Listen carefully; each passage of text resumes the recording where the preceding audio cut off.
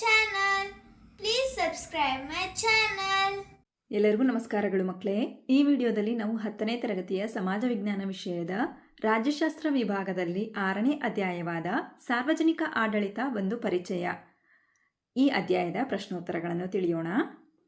ಅಭ್ಯಾಸಗಳು. ಮುಖ್ಯ ಪ್ರಶ್ನೆ 1. ಈ ಕೆಳಗಿನ ವಾಕ್ಯಗಳಲ್ಲಿ ಖಾಲಿ ಬಿಟ್ಟಿರುವ ಜಾಗಗಳನ್ನು ಭರ್ತಿ ಮಾಡಿರಿ. ಗಮನಿಸಿ ಮಕ್ಕಳೇ.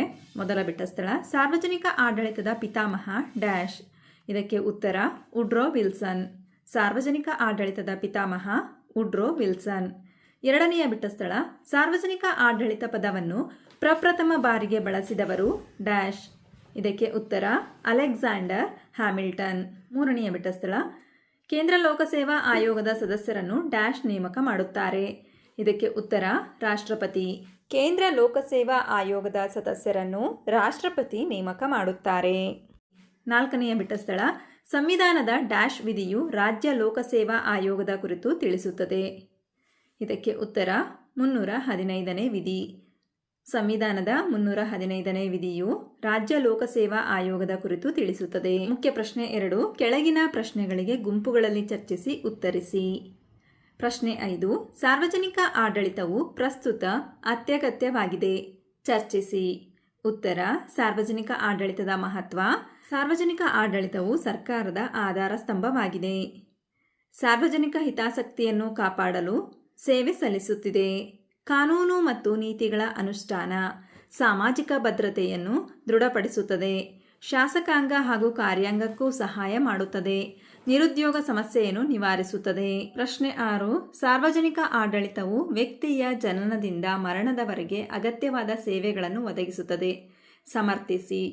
ಉತ್ತರ ಮಾನವನ ಸರ್ವಾಂಗೀಣ ಅಭಿವೃದ್ಧಿಗೆ ಸಹಾಯಕ. ಮಾನವ ಸಮಾಜದ ಅಳಿವು ಮತ್ತು ಉಳಿವು ಸಾರ್ವಜನಿಕ ಆಡಳಿತವನ್ನು ಅವಲಂಬಿಸಿದೆ. ಇದು ರಾಜ್ಯ ವ್ಯವಸ್ಥೆಯ ಹೃದಯವಾಗಿದೆ. ಸಾರ್ವಜನಿಕ ಆಡಳಿತ ಇಲ್ಲದ ರಾಜ್ಯದ ಕಲ್ಪನೆಯೇ ಅಸಾಧ್ಯವಾಗಿದೆ.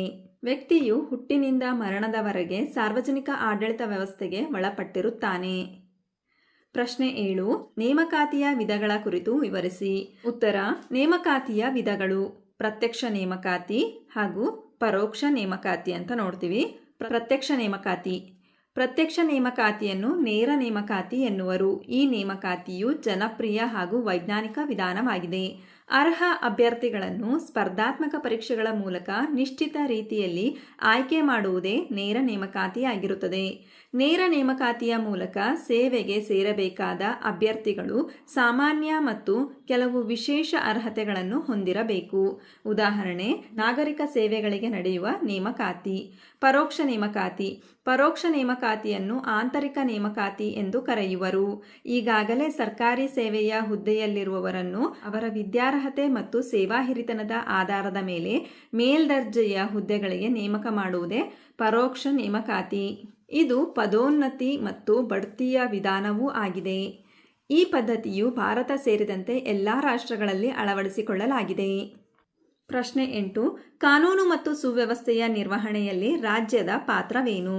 ಉತ್ತರ ಕಾನೂನು ಮತ್ತು ಸುವ್ಯವಸ್ಥೆಯ ನಿರ್ವಹಣೆಯಲ್ಲಿ ರಾಜ್ಯದ ಪಾತ್ರ ಶಾಂತಿ ಮತ್ತು ಸುವ್ಯವಸ್ಥೆಯನ್ನು ಕಾಪಾಡುವುದು ರಾಜ್ಯ ಸರ್ಕಾರಗಳ ಪ್ರಾಥಮಿಕ ಜವಾಬ್ದಾರಿಯಾಗಿದೆ. ರಾಜ್ಯಗಳು ಪೊಲೀಸ್ ಸಂಘಟನೆಯನ್ನು ಹೊಂದಿವೆ.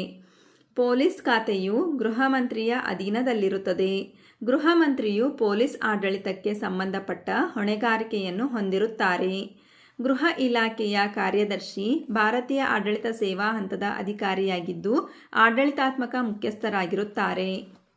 ಇವರು ಗೃಹ ಮಂತ್ರಿಯ ಕರ್ತವ್ಯ ನಿರ್ವಹಣೆಯಲ್ಲಿ ಸಲಹೆ ಮತ್ತು ಸಹಾಯ ನೀಡುತ್ತಾರೆ. ಹಾಗಾದರೆ ಮಕ್ಕಳೇ, ಈ ಅಧ್ಯಾಯದಲ್ಲಿ ಬರ್ತಕ್ಕಂತಹ ಎಲ್ಲ ಪ್ರಶ್ನೆಗಳಿಗೆ ನಿಮಗೆ ಉತ್ತರ ಲಭಿಸಿದೆ ಅಂತ ನಾನು ಭಾವಿಸ್ತಾ ಇದ್ದೀನಿ. ಧನ್ಯವಾದಗಳು. ನಮ್ಮ ವಿಡಿಯೋ ಇಷ್ಟವಾದಲ್ಲಿ ಪ್ಲೀಸ್ ಸಬ್ಸ್ಕ್ರೈಬ್ ಮಾಡಿ, ಲೈಕ್ ಮಾಡಿ, ಶೇರ್ ಮಾಡಿ, ಪ್ರೋತ್ಸಾಹಿಸಿ.